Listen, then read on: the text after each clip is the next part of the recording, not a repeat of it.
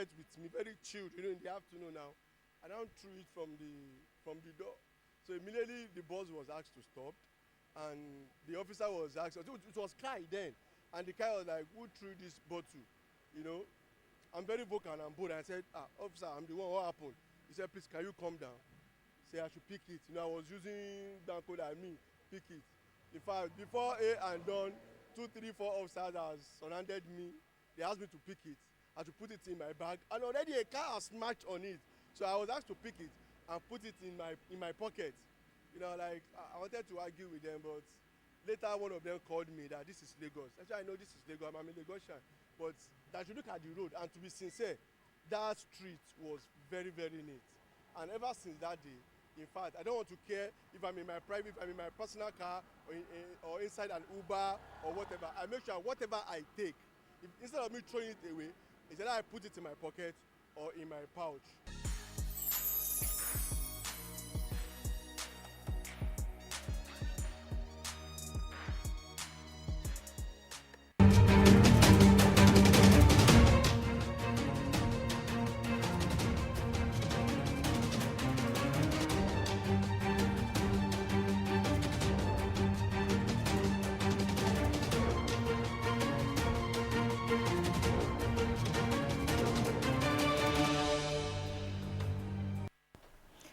Many thanks for staying with us. It's the second segment of the conversation this morning.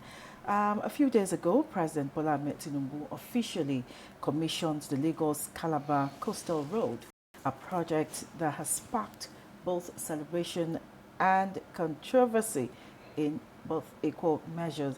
While many hail it as a visionary step towards unlocking Nigeria's economic potential, others are raising questions about its timing, cost, displacement of communities, and transparency in execution. According to the Honorable Minister of Work, Senator David Umahi, this coastal highway isn't just a road. It is an investment, which he describes as a long-term catalyst for ease of doing business, job creation, inter-African trade, regional integration, and even tourism revival. But what does this mean in real terms for ordinary Nigerians, the business owners, transporters, coastal communities, and indeed the country's economy at large? Joining us this morning to answer some of these questions is Olalekun Oni. He's a public affairs analyst and governance expert who has keenly followed infrastructure trends in Nigeria. You're welcome. Thank you. Good morning. Good morning. First, what is your own overview or impression about the Lagos Coastal Road project? Well, it is that the Lagos-Calabar Coastal Highway is described as one of the most ambitious infrastructure, embarked upon by this administration.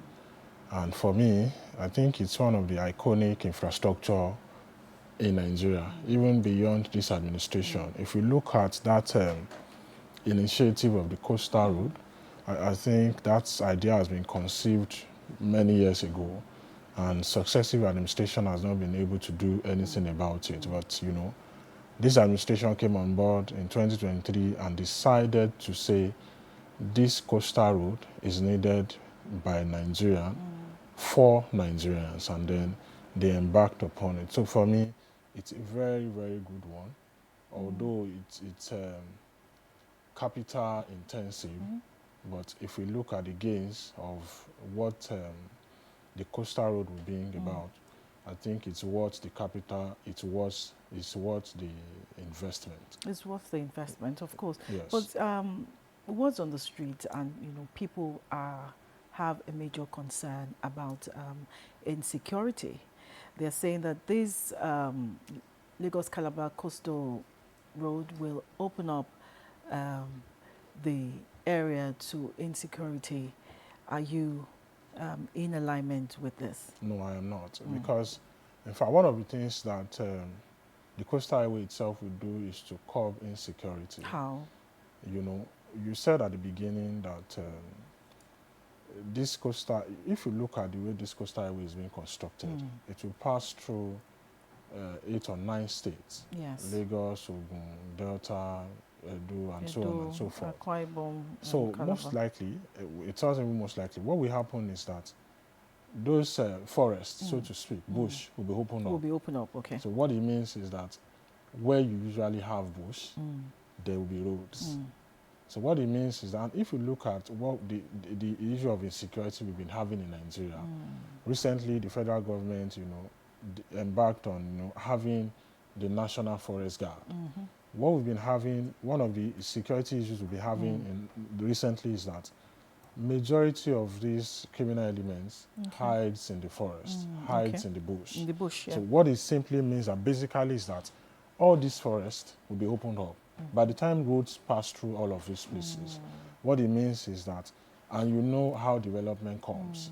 Once a major highway passes through a place, that means that that area will be open for houses, to real estate, so to speak. To businesses. To businesses and all of that. So what it means is that the bush or the forest that we usually have on that part will turn to houses, will turn to villages, will turn to, so there'll be no hideouts communities for and all of that. So that way, what you have said is that you have driven away those criminal elements who usually hide in that bush or the forest before, because those forests are now turning into villages, into communities, into towns. So the truth is that it will curb insecurity.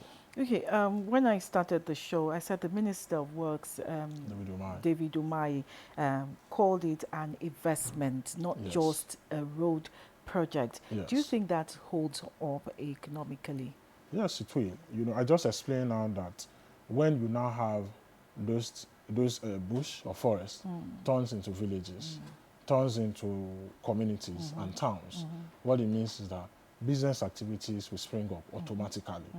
So that's why it's an investment. So people will now have to sell lands, to build houses, to build businesses, to build companies along that path. So that's why it's an investment which will economically benefit Nigeria and Nigerians. So that's why it's an investment. Okay, Nigerians are also, complaining that the project is too expensive, that government should have paid more attention on existing roads and ensure that all those roads are put in place instead of embarking on such a big project. We're talking about 700-kilometer road here. Yes. Well, with the fact, government is doing everything simultaneously. Why I said so is that the Minister for Works, David Umahi, was giving a report about the 2 years administration of Bola Ahmed Tinubu. And he talked about, I think 2 or 3 weeks ago, and he talked about having been rehabilitated and reconstructed 270 roads across the country in the last 2 years. And so doing other routes or constructing or rehabilitating other routes is going on simultaneously with what we have, the Lagos-Calabar Coastal Highway. So nothing as the Lagos-Calabar Coastal Highway has not stopped government from also fulfilling its infrastructural responsibilities. So, and if you look at the Lagos-Calabar Coastal Highway, the federal government is not funding, is a counterpart funding. Federal government is providing 30% funding, while the contractors, ITEC is also providing 70% of the cost. So it has not affected government's responsibility in other areas of infrastructure, roads, and all of that. Yes. Okay. So you talked about it as a big investment, as business liable. What businesses exactly, or do you think will be affected the most, or will gain credence most on this highway? Aside, what you said something earlier about real estate. Yes. Aside real estate, what other sector of the economy will benefit from this coastal road? Transportation.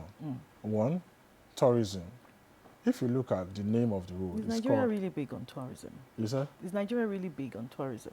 Not yet. Okay. And I feel that, yes, that was why I asked that question. We are not big on tourism yet. But you see, I believe that the Lagos Coastal Highway will also open Nigeria up for tourism, because what that route, the coastal means that, around majority of that corridor there are water, there will be You beaches. can even see the Atlantic Ocean. Yes, from there. from there. So, and that's how it applies to almost all the states.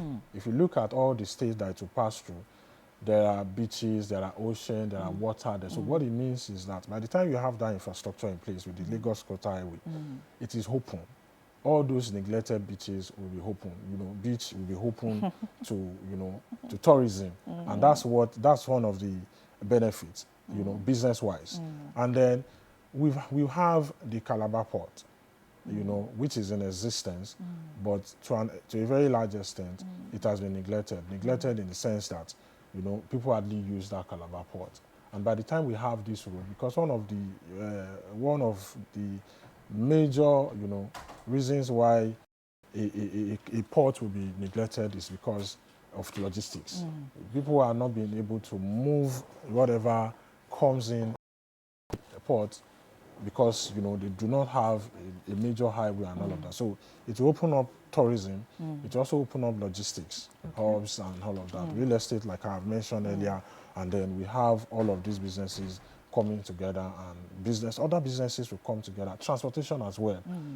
When we do not have that road presently, buses or whatever don't pass through that road. By the time we have that highway in place, it means that we'll have, and because the way it works is that that highway will make the journey faster between those states. I even heard a rumor that Lagos to Ondo State will now become 35 minutes. I don't know. He's a transport expert, so he will come and make clarification on that. We have joining us right now Omoba Adeyinka Oyediran. He's a social commentator and a transportation expert. You're welcome. You're late, sir. You're welcome. I'd like you to share your own general view of the commissioning of the Lagos-Calabar Coastal Highway that was being commissioned 2 days ago. Thank you, madam. I love his last submission on transportation because it's my own. That's your area. Task force chairman for NATO. NATO is Nigerian National Road Transport Owners. So we know what we go through. For instance, if we are given certain consignment, you know, from Lagos now, from Lagos port, and we are going to Calabar. Imagine we go through Shagamu, Jebode, we might spend 5 days on the road. Yes. One, look at the weight of our load on the road. Federal government has been losing because the vehicle, the weight of the road of the vehicle, the load that we are carrying, you know, goods varies. Then you can imagine how many millions you are going to give to me to take a load to Calabar. Now from here, I was fortunate to be there on Saturday. That 30 minutes, one thing is, bitumen was not used. Concrete was used. Because I'm also worried about maintenance. So, yes, we can, the maintenance will be very cheap. Yes. It becomes cheaper. Okay. Because we have bitumen. I mean, we have limestone here. We have cement here. We have granite here. You understand me? From our quarry. Again, just like you said, from here to Ondo State, do you know that if you get to Ise, the borderline between Lagos State and Ondo Water, crossing the road is just, I mean, the moment you are there, if you cross the water, you can spend 10 minutes and get to Ondo State. So from Lagos to Ondo State, take it from Lagos to Ogun State. Okay. Okay, Lagos to Ogun. Ogun State. Okay. From Ogun State border to Ondo State, then from there to Delta. So we can get to that place in 1 day. Instead of 5 days. Instead of 5 days. We take off in the morning. By night, maybe overnight, we are already there. Depending on the state of your vehicle, depending on, you know, there is another in Yoruba. Olaju ati trouble lojori. When you create a new road, you can ride there freely, you can calculate. But by the time our police officers start mounting their checkpoint, so it cannot. That's a Nigerian factor. That's another factor. So, but no matter what, the federal government will be on top of the game. So it's going to reduce. And by the time it reduces, the transportation reduces. Look at the cost. The cost. Again, they multiply the effect on the end user. Because once the transportation is reduced, the cost of selling the product over there will be reduced. Then the cost of the anxiety that the owners will have gotten, hey, my load is on the road. You need to see the way they will be calling in the past. That would have been reduced. And by the time you put that into consideration, goods are supposed to be sold maybe at 200 naira, will now become, if it is being sold at 150, the end user is already making gain and already saving money. Then the tearing and wearing of our own vehicle reduce will be reduced. The volume of diesel or petrol being used will be reduced. You can now use that one at our factory. So it's a multi-facet opportunity if it is being done. And for so far that we have been able to do 30 kilometers, it means before this, maybe another, I wouldn't know, any other factor being put into place, maybe in another 3-4 years, we might have done what we are talking about. So it's marvelous. I was there, I saw it, I saw the pace, I saw the zeal, I saw the enthusiasm on the part of the president and his team. The Senate president was there. The minister for works was even bubbling as if you imagine whether the man, I don't know whether the man lived in Lagos in the past, because the enthusiasm all over him was as if I have achieved this. I saw him jumping about like a baby. So, okay, before I come to you, Olalekan, I have one more question for him, which is worrying me right now when you are talking about movement of goods and services on that road. Won't it now become another Lagos-Ibadan expressway where we have large congestions and, articulated vehicles will now take over that road, unlike as against you and I's vehicle going on that road? Maybe because I am inclined in this field, I would say. Okay. If, as of today, we have 1 million trailers on the road, okay, and that is why you're having what we're having on that Lagos-Ibadan Express Road. Okay. By the time we have Lagos-Calabar Express Road, even if it has increased to 1.1, by the time we split it, you can't have that congestion on that road. Okay. Again, so very soon. There's an alternative. Of course, an alternative. Again, aside that, the federal government also promised the once abandoned road or proposed road, that is Badagry Sokoto Express Road. Yeah. If it comes to be, what are we talking about? Aside that, I am privy to know that this present government, just like what Awolowo did. When Awolowo did the OAU, UCH, what do you call it, a cocoa house, the beauty might not have been noticed that time until now. So when Babangida did a lot of infrastructure, road infrastructure and whatever in those days, how many roads will Babangida apply today? He has done his bit. Now that we have the president from this axis, whatever he wants to do in this infrastructure program, please, for God's sake, let us support him and let him do. I was privy to the road network, the rail network between Badagry and Lagos, between Ekpe, that's Ibeju, you call it Lekki. I call it Ibeju because Lekki is closer here. Okay. That place is not Ibeju, it's not Lekki, it's Ibeju. But because it was Lekki that was most popular around the time that area was coming alive. Okay. There's going to be a rail network between Ibeju and Ijebu-Ode back to Ishagamu to go and link this new port, this airport, cargo airport over there. Again, to link Olorun-Sogo so that the existing Ibadan rail line will be connected. By the time all this comes into being, majority of these trucks will have less work to do, and the road will be free. What was it before 1967? Was it 67 when we first had a minister for transport to have been from the north?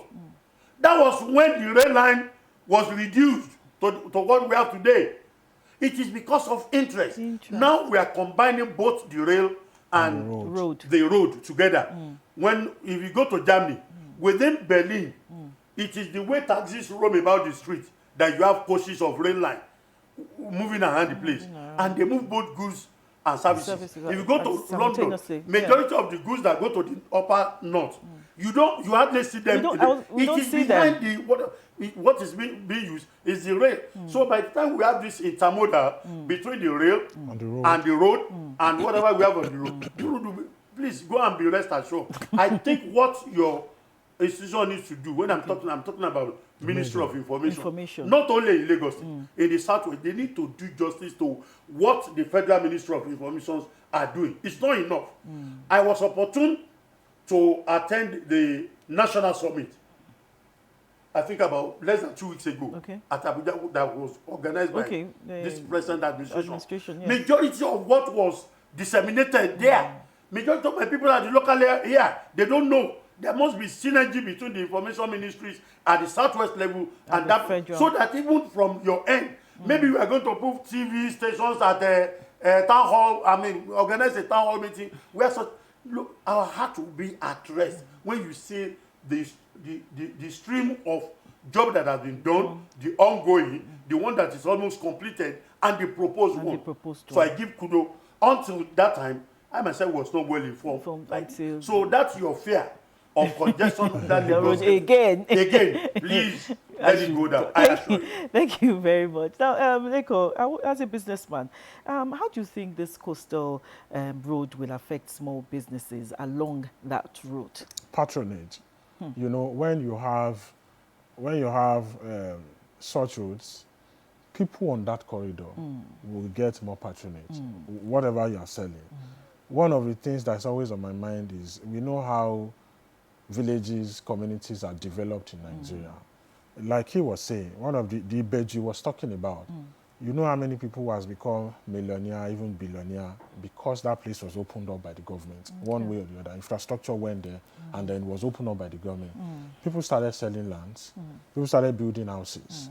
It's simple. So when you start building houses, you buy cement, you buy block, you buy granite, you employ laborers, you employ bricklayers, you employ artisans of different categories. So the way it will affect ordinary people, businesses, you know, small businesses and all of these are the way when it opens up, communities, villages opens up, businesses opens up, people will migrate to that place. You don't have a choice because villages and communities are springing up in that axis. So bricklayers will be needed, aluminium people will be needed, and so on and so furniture, carpenter people will be needed. And that's how it will affect ordinary Nigerians on the streets. And that's business booming up for everybody in different categories and all of that. Even government will benefit at the end of the day. Because wherever you have businesses, government collect taxes from there. True. And many other things will come up, benefiting Nigerians. Omoba, you were not here when we started the show, and I said, you know, this Lagos-Calabar coastal road, you know, has come with a lot of talk, you know, from Nigerians. Some laudatory, some, you know, critical. Mainly what people have been saying is about the displacement of people on that axis, and, you know, even though the compensation was not enough, that it wasn't worth, that road isn't worth displacing people. What you is your view? People, yes, and businesses. Maybe you help me to interpret this once again. Olaju ati trouble lójú Olaju development comes along with some trouble. Take for instance what Ozumba and Badiwe used to be along that Lagos Expressway. Downhill on both left and right. Before you came on board as governor of Lagos State. Look at what it is today. Before, the last point you could drive to was where you now have Mobile. Morocco. Yes. That was Mobile, yes, interwoven with Morocco. If you are going to that Ibeju that we mentioned just now, you have to go through Ijebu, go through Ekpe, then use Okogbadigbadi across the water. You know, this plywood. Keno, yeah. You understand me? Then later, Almarin, an arm of John brought us some engine-driven, whatever. Okay. Where I want to ask you, Landmark, that business organization that is there, where you now have shows and seminar and whatever, where was it before that area came to life. It was a sandy area. You hardly find, let me say, meaningful business establishment around the area. Am I right? Yes, sir. So when you look at that corridor, look at what it is today. You get up today and tell anybody that you want to buy land in Okunwaja, go and see how many millions you're going to part with. What was it? It was all these KNS churches and whatever churches with their chances. Am I right? Even the 1004 area, the former beach, I will call it the former bar beach. Today, where you now have, how many estates do you have there? What do you call it? Eco Atlantic. The most Atlantic expensive. headquarters is now there. Yes. Where were they? Do they have the Even First Bank is moving So there. when things like this happen, you are expecting the beauty of it, you know, for you to enjoy. You also expect something has to go for something to come. That's the way I'm going to concise it. Today, we are talking about a road that is going through Ibeju, Oto Ise. A landlock before has now become the toast of everybody. Go and imagine how many organizations, factory in the Lekki Free Trade Zone there. The land, when you study it, I told you here one time that it is a landlock. You have Atlantic Ocean this way, you have Lekki Lagoon this way. The small land there is what everybody is jostling for now. That's why was people, organizations like Landmark, all these Kenekon Beach, Elekon Beach, Elekushi Beach, Private Beach, what took them there? Whatever that has taken them there is as a result of this development. So something has to go for something to come. When some local business goes away, standard organization will come, international organization will come. Tourist, I heard him when he was mentioning about the place has become tourist arena for a lot of people. So you are telling me that we are losing 10 naira and we are making 1,000 naira. So which one? We have to choose. I love that one. It is better. So those who lose something, they have something to gain. When government takes over, it's just like when Iru was inside the rubble. By the time government took over the place, land that was being sold at very minute amount of money. Even though government took some part of it, the area the government took, they develop it on their own. They give it to international organization, banking industry, housing estate. The remaining, what did the money do? They were able to sell at a higher amount of money. So something has to go for something to come. You will now be jostling very soon to have a place to live in a land is Ibeju axis. That's the way I see it. Okay, I'm glad he touched on tourism again. And, you know, when we talked briefly about tourism, I said, is Nigeria really doing well with tourism? So my question right now is how well or how much, especially with this opening of this area with the Lagos-Calabar Coastal Highway, how much should governments now, you know, put into tourism? Or what else or what more should government do in enhancing, you know, tourism potential in Nigeria, especially, you know, that access? You see, one thing about tourism is that government can actually not do it alone. It has to be in partnership. No, and that's what is happening. That's exactly what is happening. You look at what we have as one of the biggest tourism we have in Nigeria presently is the Dirty December in quote. Yes. And that's what attracts, in fact, that's the biggest we have in Nigeria as regards tourism. And it's in Lagos. And it's in Lagos. And so if you look at Lagos-Calabar, and the next after Lagos is that Calabar Carnival, you know, that we usually have. And then maybe if you still want to talk about Ojudi Oba Festival also, and that's one of the things that, you know, attracts people to come home and spend their money, you know, take advantage of our heritage in Nigeria, what we have in Nigeria and all of that. So the way it works is that the government, you know, is laying the foundation, you know, taking the bull by the horn by opening that axis, opening that road. And like I said earlier, that majority of the states, and if not all of the states, you know, where this road will pass through, all of them has water, and that's why it's called a coastal road. So Lagos has water, Ogun, and all of them. So this way, the government has started it, and then if you listen to there's a program the president was inviting people to on his May 29th speech. I've forgotten now. He was talking about, and it's about tourism, where people come into Nigeria between December, I think from December 17 to December 21, a whole week. It will happen in Lagos and in Abuja. It's about tourism. You know, people come to see what Nigeria has, about their culture, about their heritage, and all of that. So the government is leading the way. And the government is also inviting your private sector, not only those who are resident in Nigeria alone, even businesses and investors from abroad to come in and invest in this tourism. So what that coastal highway will provide is that the government has opened that corridor. People can now come in to invest. We were talking about the other day about private beaches, about, you know, Lagos alone has many beaches on that island that you don't even know.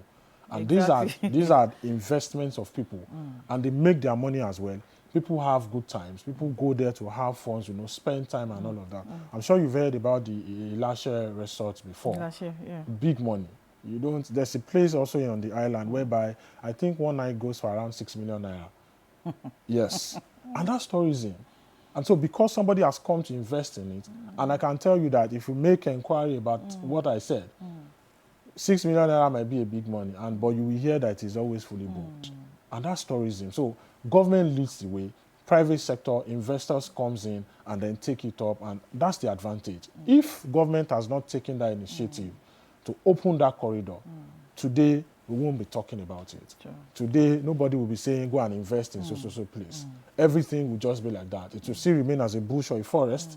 Those waters will just be there. Nobody will take the advantage of it. So I think that what government has done is a very good initiative, opening that corridor. Okay, I have a question from an environmentalist, and this is for you, Omomba, even though you are not one. He said, from an environmental justice perspective, do you think Nigeria is doing enough to protect its coastal resources while pursuing development? And this takes us back to something comes with trouble that you've been saying. Development also comes with trouble. Yes. I will agree with you to a greater extent that government needs to do more. For instance, a few days ago, there was this collapse of our dam in Mokwa area. Oh, yes, yes. They got, take them to their wherever they deserve. Yeah. You know, Nigeria is full of resources, natural endowment. We need management skill more than what it used to be. If we need to bring experts, we need to do more. Okay. For instance, look at what the old Babish used to be. There was a time we did barrier. That barrier was not actually bringing money. We were spending money to protect the 1004 axis. I remember IMB, International Merchant Bank, that was on the left side, that they are building. Sometimes their first floor will be taken over by water. But with the horizon of the government, you know, the Lagos State government alongside whoever must have done that Eco Atlantic, is fantastic.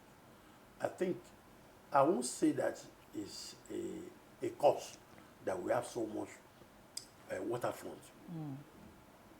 We should be able to turn it to a plus. To a blessing. Yes. If you go to Gambia, the only space, Gambia is almost encompassed by Senegal. They only have a small outlet in Banjul that goes into the water. They won't have this kind of challenge. In fact, they use that opportunity, you know, they do fish and fishing and fish flocks, alcohol, because they sun dry and send overseas. As far as I'm concerned, this we should turn to potentials. Even our waterfront, aside this kind of development we are talking about, do you know we can do fishing in international standard, massive? We can establish massive nets that will that all those fishes, all those ones that, let me put it this way, some international people, they come into our water front area to come and fish, and they sell to us.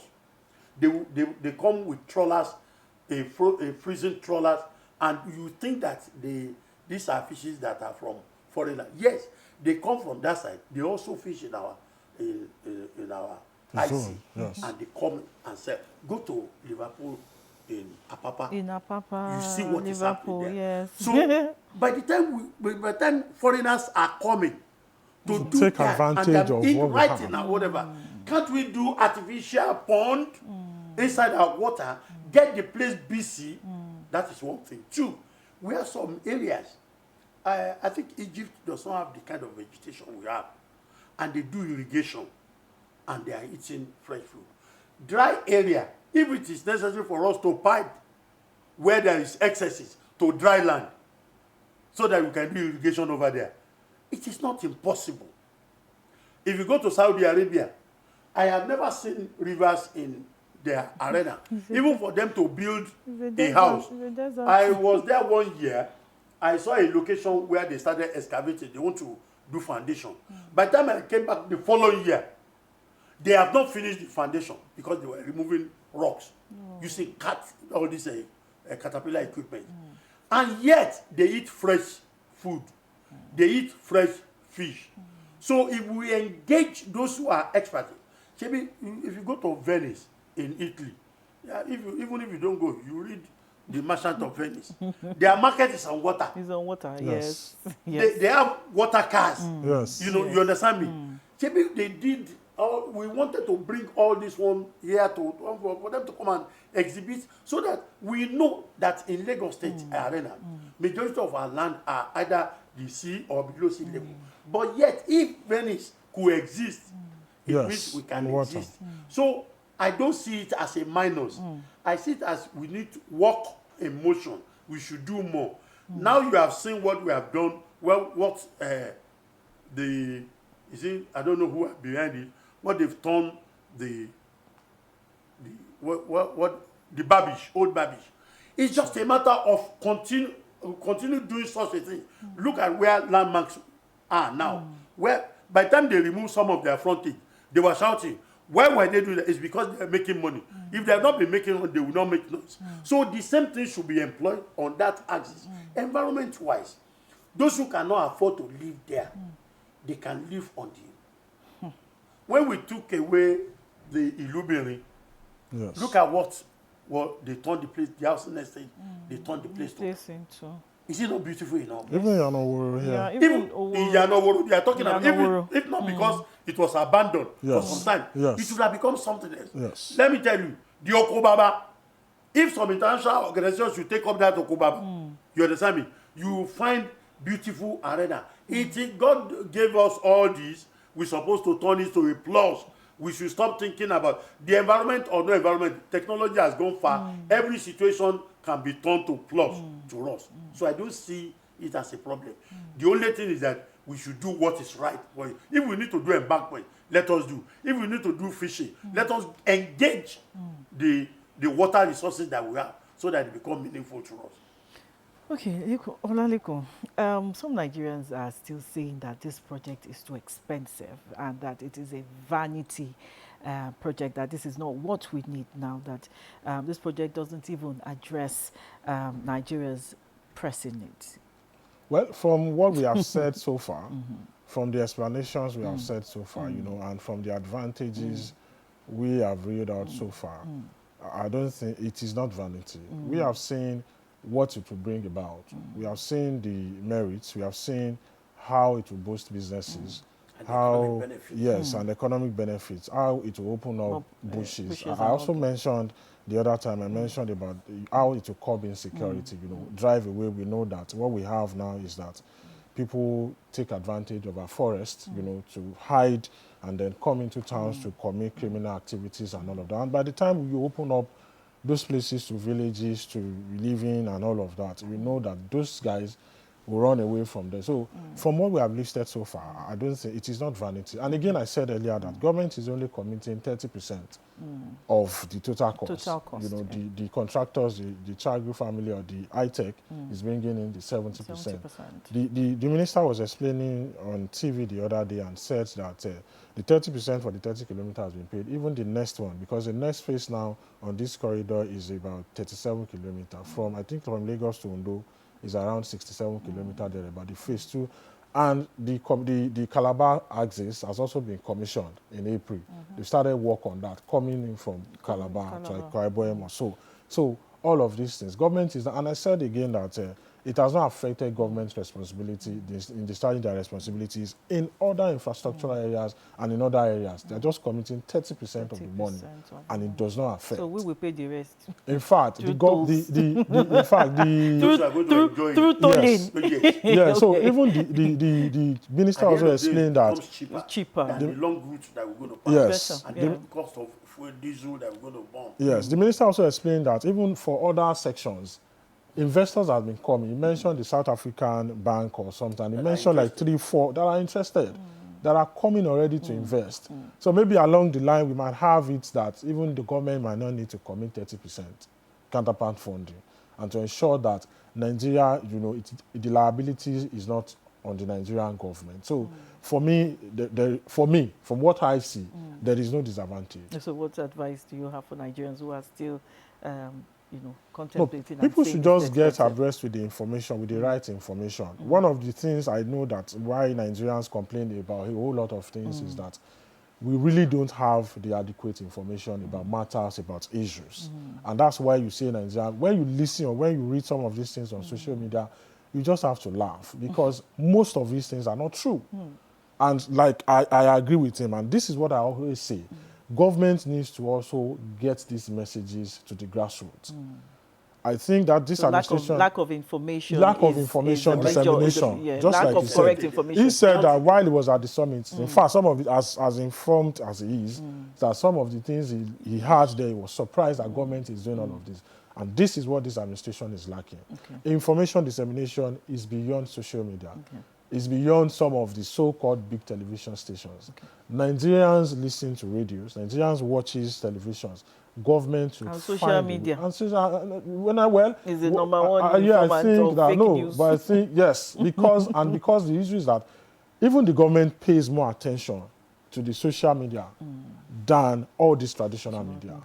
If you go to the villages, you'll be I know places in Ondo State here where you don't have telecommunication network. None of them. I know places. I've been there many times. Once you enter, there's no network, but they still listen to radio. Okay.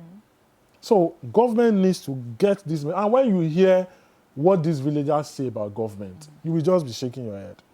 Somebody has argued with me that there's nothing like Nigerian Education Loan Fund, that it does not exist. Okay. Omaba, one last word from you. Thank you very much. If you permit me, I would say an angle that is currently germane is that people that government wants to put in place, let there be check and balances. Yeah. Be sure there are people that will disseminate the information correctly from government and also contribute their own quota. Government at the federal level has done their best by increasing allocation to local government. Then be sure who is manning it so that you don't place them in the wrong hand. Take, for instance, Ethiopia local government in the recent days has increased the salary of doctors from 400,000 to 800,000. I wish all other local government can do same. Not just using the money that is meant for the masses to go and be buying houses and be buying gold and be flying all around the places.